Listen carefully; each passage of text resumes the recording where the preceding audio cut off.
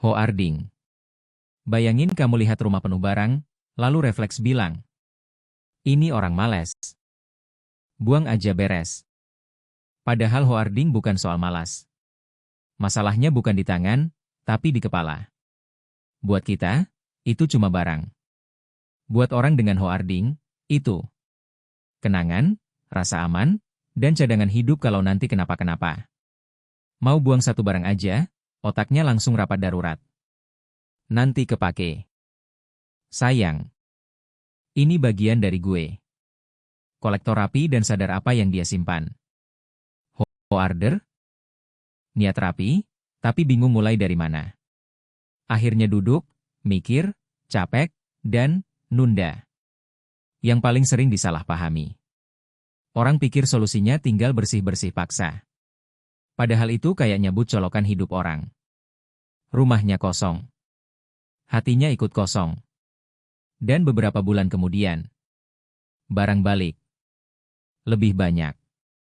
Karena hoarding itu bukan tentang barang, tapi tentang kontrol dan rasa aman. Saat hidup terasa berantakan. Lucunya, barang-barang itu bikin mereka merasa aman. Tapi sekaligus bikin hidup mereka makin sempit.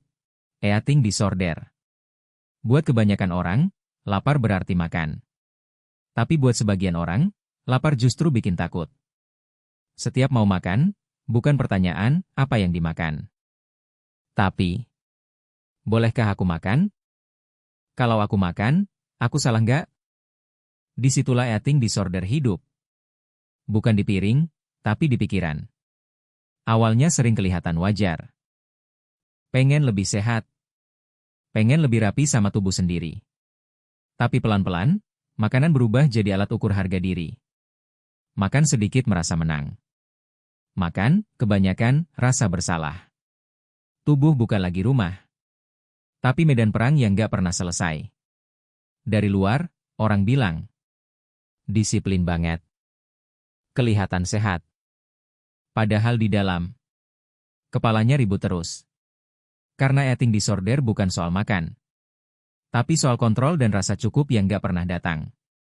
Dan akhirnya, yang dilawan bukan makanan. Tapi diri sendiri. Somatik. Ada orang yang badannya sering sakit. Tapi setiap kali dicek, hasilnya normal. Jantung aman. Lambung baik. Saraf rapi. Tapi rasa sakitnya nyata.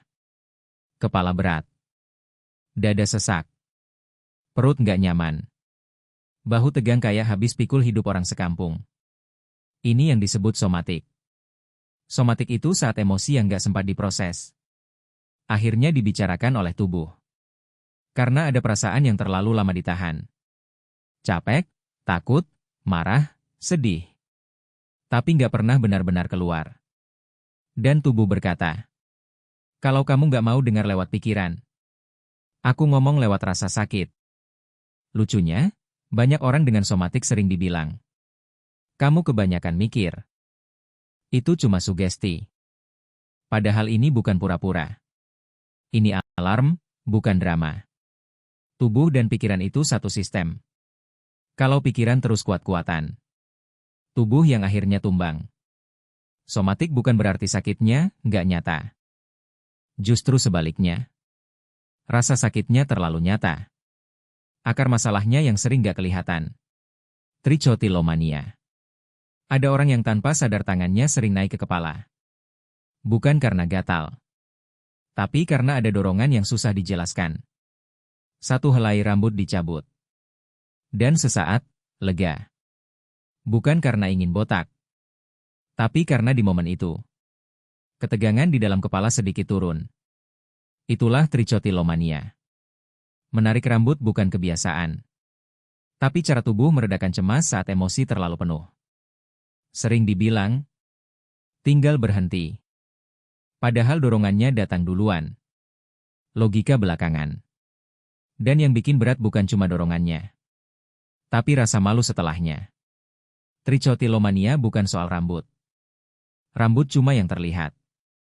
Yang sebenarnya sedang dicari adalah rasa tenang, meski hanya sebentar.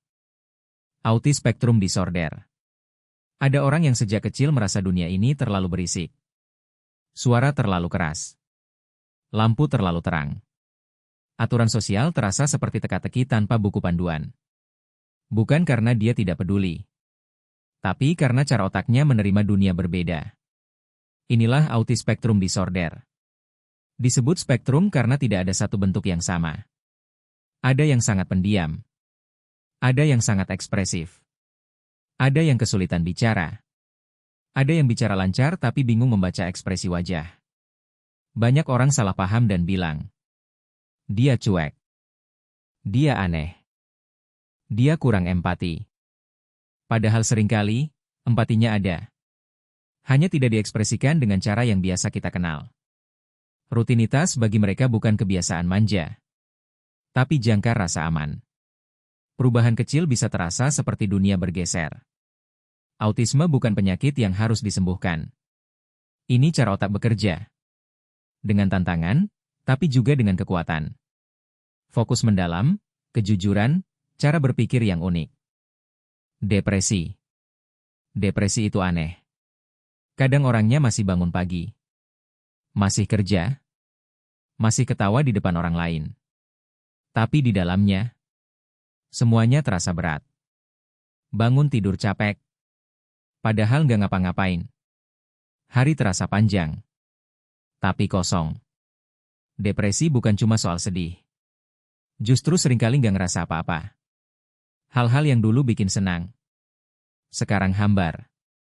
Bukan karena nggak bersyukur, tapi karena otaknya seperti lupa caranya merasa hidup. Banyak orang bilang, kamu kurang ibadah. Kamu kebanyakan mikir. Ayo dong, semangat. Padahal depresi bukan soal kemauan. Kalau bisa, semangat. Dia sudah melakukannya dari lama. Depresi itu saat pikiran terus menyalahkan diri sendiri. Saat harapan terasa jauh. Dan masa depan kelihatan seperti kabut tebal. Bukan drama. Bukan manja. Dan bukan kurang kuat. Depresi itu kelelahan batin. Yang terlalu lama dipendam. Singkatnya, depresi bukan membuat seseorang ingin mati, tapi membuat hidup terasa terlalu berat untuk dijalani. Dan seringkali, yang paling dibutuhkan bukan nasihat, melainkan seseorang yang mau duduk dan berkata, gue dengerin.